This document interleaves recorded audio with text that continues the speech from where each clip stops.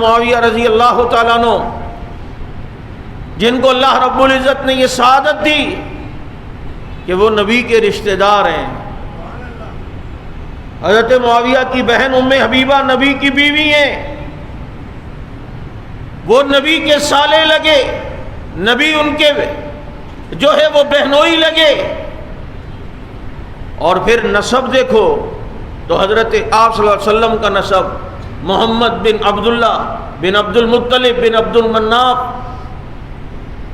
اور حضرت معاویہ کا نسب بھی دیکھیں تو معاویہ بن ابی سفیان بن حرب بن امیہ بن عبد شمس بن عبد مناف، آ کر وہی دادا جو نبی کا ہے، وہی دادا پانچویں پشت میں حضرت معاویہ کا بھی ہے.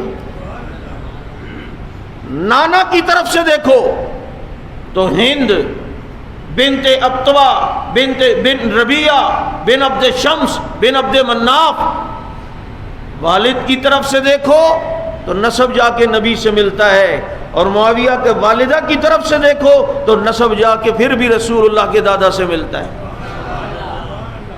یہ قربتیں، یہ رشتہ داریاں ان کا پاس نہیں.